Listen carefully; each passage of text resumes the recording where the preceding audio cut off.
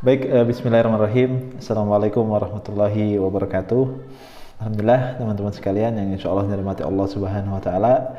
Baik lagi bersama saya Adam Fatih, tentunya di channel saya sendiri, yaitu Adam Fatih 1453. Alhamdulillah teman-teman sekalian, pertama-tama kita panjatkan puji syukur kepada Allah Subhanahu Wa Taala.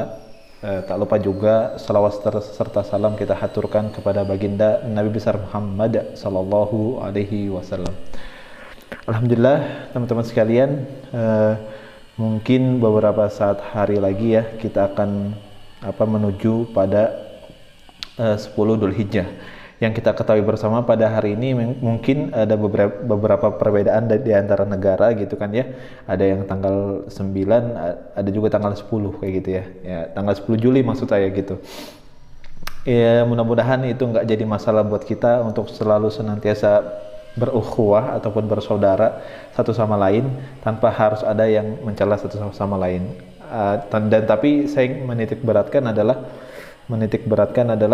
mudah-mudahan kita diberikan anugerah oleh Allah Subhanahu Wa Taala, yaitu satu pemimpin di seluruh dunia, agar kemudian hal-hal seperti ini bisa satu komando ya kan gitu ya. Jadi nggak ada lagi yang hal-hal terhadap yang begini tuh berbeda lagi insya Allah. Tapi itu harapan saya insya Allah ya. Nah, teman-teman sekalian, saya ingin membahas beberapa yang saya ketahui tentang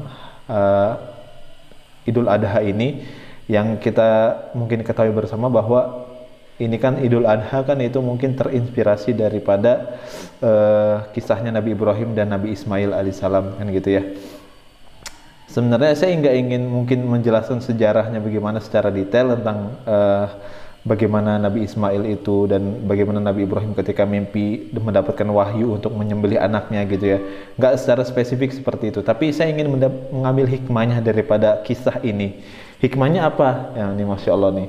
Hikmahnya adalah Allahu Akbar, ini luar biasa ya. Hikmahnya adalah kita bisa membuktikan kepada Allah Subhanahu Wa Taala seberapa besar keimanan kita kepada Allah gitu loh. Bayangin aja seorang Nabi Ibrahim yang kemudian dia adalah seorang ayah kan gitu ya.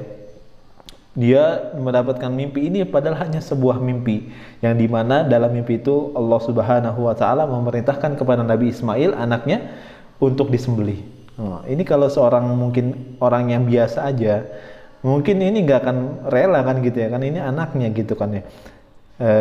Tapi Nabi Ibrahim alaihissalam percaya bahwa itu adalah wahyu dari Allah Subhanahu Wa Taala dan itu adalah keimanannya.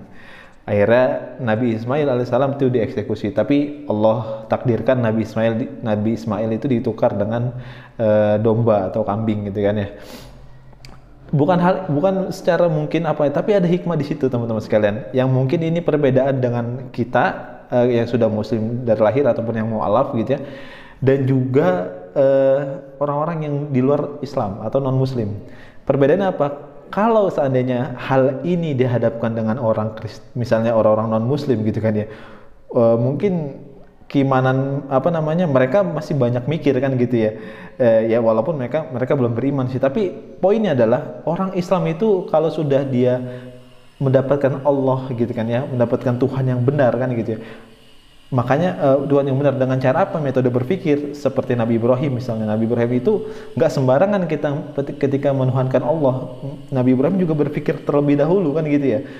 Nabi Ibrahim bilang bahwa apakah ini Tuhan saya matahari, apakah bulan, apakah dan seterusnya, apakah alam semesta ini. Tapi Nabi Ibrahim melihat bahwa ada sesuatu yang lebih besar daripada itu, yaitu adalah Tuhan. Siapa Tuhannya? Tuhannya adalah Allah Subhanahu Wa Taala. Lewat berpikir. Nah, ketika sudah berpikir ketika sudah beriman melalui berpikir tadi, maka Nabi Ibrahim alaihissalam mengatakan sami'na wa ata'na. Tidak ada satupun yang Allah perintahkan kecuali aku lakukan, kayak gitu ya. Termasuk wahyu tadi yang menyembelih anaknya Nabi Ismail alaihissalam gitu loh. Jadi keren ya, Masya Allah, ketika iman itu sudah tertancap pada jiwa gitu kan ya. Apapun yang dihadapannya itu ketika Allah perintahkan maka langsung dilaksanakan seperti itu. Ini membuat saya seperti sangat kagum sekali sama Islam gitu, Masya Allah. Dan sampai pengen sedih gitu kan ya. Bahkan ketika banyak sekali Nabi Muhammad menceritakan tentang Nabi Ibrahim itu kisah-kisahnya sedih-sedih sekali gitu. Jadi poin pentingnya adalah atau hikmahnya adalah memang Islam itu adalah agama untuk orang-orang yang berpikir. Akan tetapi ketika dia sudah mendapatkan Allah dengan cara berpikir tadi, maka seluruh perintahnya itu nggak boleh dipikir-pikir, gitu maksudnya. Jadi banyak dari kita mungkin kalangan kaum muslimin yang dimana dia sudah mendapatkan Islam gitu ya. Akan tetapi ketika diperintahkan ataupun apapun itu Allah Subhanahu wa taala memberikan syariat misalnya, maka dia berpikir-pikir terlebih dahulu. Ya ini jangan sampai kita terjebak dalam hal seperti ini. Karena kenapa? Karena semua apapun yang Allah perintahkan itu nggak ada yang nggak baik, pasti baik semua. Jadi pasti baik semua, baik untuk akhirat kita maupun dunia kita, kan gitu ya. Luar biasa. Ini mudah-mudahan bisa dipraktekkan buat teman-teman sekalian di rumah. Dan inilah yang membedakan kita dengan agama lain. Kalau agama lain, ketika dia menuhankan Tuhannya, mereka nggak perlu berpikir. Mereka hanya mengimani saja. Mereka hanya mengimani saja dalam hati, dalam jiwa, atau mungkin bahasanya Roh Kudus dan seterusnya gitu kan ya.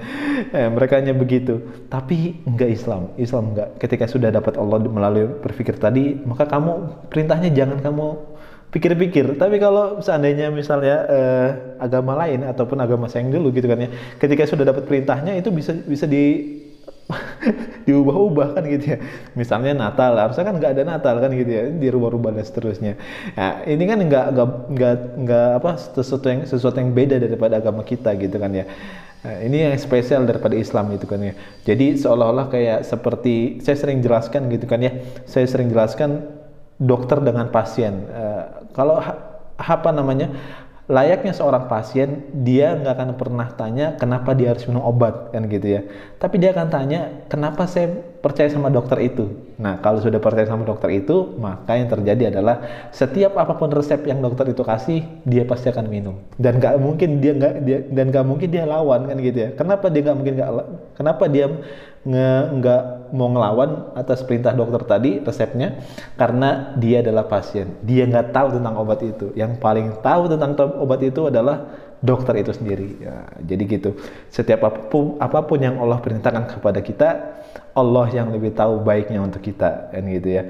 Masya Allah. Dan sama sekali dalam diri manusia nggak ada yang dirugikan gitu. Allah nggak mungkin memerintahkan sesuatu terus kemudian kita lakukan terus langsung mati, enggak juga kan, ada juga yang lain kan gitu ya.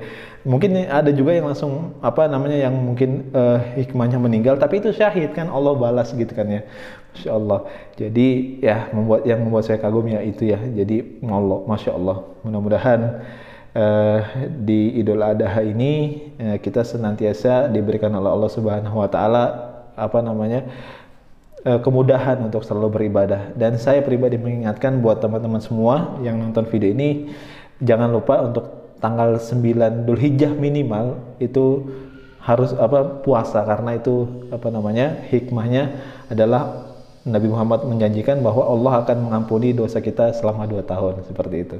Baik, mudah-mudahan dari video ini bermanfaat buat teman-teman semua dan kita bisa mengetahui kita adalah seorang hamba Allah dan kita adalah hamba yang nurut kepada Allah Subhanahu wa taala atas segala perintahnya, insyaallah. Itu saja mungkin. Barakallahu fikum. Wassalamualaikum warahmatullahi wabarakatuh.